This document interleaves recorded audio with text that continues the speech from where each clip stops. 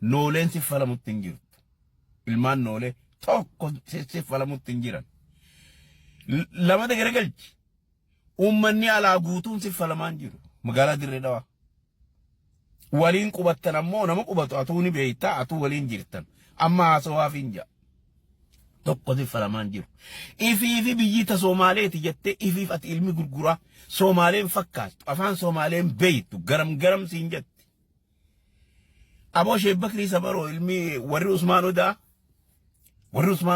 warri Oromoo irratti lafarraa dhabamee hanga har'aatti qubeen afaan Oromoo namni kaayee Sheek Bakrii Sabarooti. Warri Odaa warri Usmaan Odaa haye. Warri Usmaan Odaadha. Isa warri gurra qaree guutuun ilmaan gurra qaree wannitti dhuman lafarraa qabsoo Oromootti lafarraa dhuman isaan isa. Haye.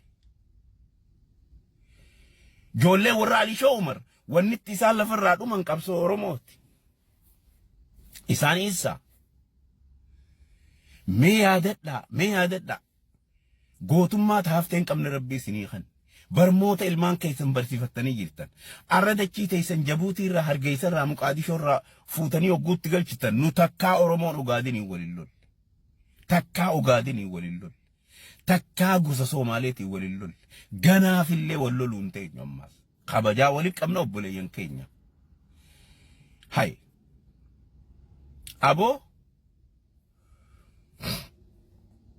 warri gurra qaree Soomaaleedha warri Nyaaroo Soomaaleedha mee guutuu warra Nyaaroo isaaniin akkami Soomaalee jan Nyaaroo maali gurra qaree maali Odaan maali Roobaan maali warri Roobaa'oo guututti obboleeysoo Usmaa'il Adam hoogganaan afran qalloo amata 47 Haile Sillaaseen ari'ee biyya alaa tana turee amma galee afaan Oromootiin jechuuni namnummaan Oromoo tara gaddaa beeku ijoollee gurguraa sana warra gurguraa kan haya shamtan shubbisaan Muhammad Umar Wadaay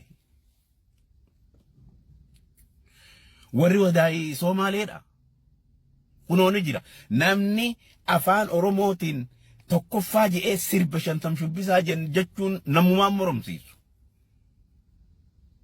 Aboo yoo jeenummaa Rabbi isinii kanne lola isin keessa jirtu lola ijoolleen gurguraa ijoolleen eeysuma taanuuf. Warri eeysuma nuu ta'u warri raafuunee wal keessa fuunee jirra. Gandi kun guutuun Oromoodha. Maaluma qiyaamaan Soomaalee jala isin dhaabdee Soomaalee jala mee dhaabbadhaatii if yaadadhaa. Ani gurguruma teenyatti hin dubbadha nama biraatii miti. Kabajaa ifin dhorkina. Isin ummata kabajaa qabu. Ummata qabsoo Oromoo keessatti laayina duraarratti haasawamu. First line. Anaa miti seenaa anaa miti. Isin faarsuu fi miti amma. Gurguraa faarsuu miti. Seenaatu isin faarsa. Gurguraa dubbachuu miti. Seenaatu isin dubbata. Amma dirqamaatu gosa Oromoo irraa gurguraa je'ee na yaamsise malee sila Oromoo jechuun yoo bifa qabaatte gurguraa. Oromoo jechuun yoo bifa qabaatte akkana dhaabbatte Sheek Bakrii Sabaroo fakkaatti. Oromoo jechuun yoo bifa qabaatte akka dhaabbatte shantam shubbisaa fakkaatti. Oromoo jechuun yoo bifa qabaatte dhaabbatte Halloo Daawwee fakkaatti. Oromoo jechuun yoo bifa qabaatte akkana dhaabbatte haasoytu Araarsoo Wadaay fakkaatti. Obboleeysoo. Oromoo jechuun yoo bifa qabaatte dhaabbatte silaa haasoyte Nuuraddiin Abdoo fakkaatti. Mee eenyuun dubbadde mee faamiluma gurguraa gurguddoo warra qabsoo Oromoo irratti suspend ta'e warra qabsoo Oromoo irratti zero ta'e. Dubbadhee fixuu hin danda'u magaalaa Dirree Dhawaa qofa keessa warra Yusuf Roobaa warra Gosayyoo. Mee eenyuun dubbadde eenyuudhis itti deddeebi'eetiin haasa'uu ta'a. Ifii yaadachiisa gurguraa teenya. Please. If yaadadha. Biyyi tun teeysan. Namni tokko isinif falamaan jiru.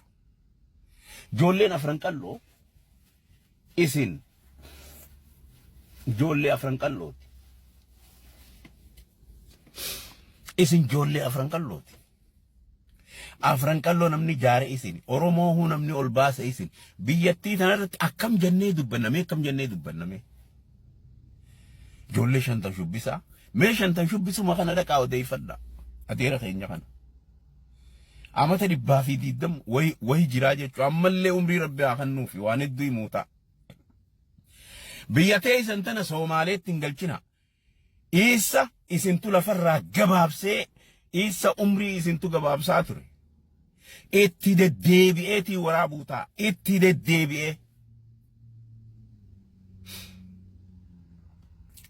aboo eeysuma isinii taanaa eeysuma nuu taatanii walirraa fuunee wal keessa saarree jirraa akka bishaaniitti ilmaan dirree dhawaa kun hundi ilmaan gurguraati akka jiranitti hundi eeysuma gurguraati eeysuma isiniin jetti ijoolleen jirtu cuftinuu jalaa gubbatti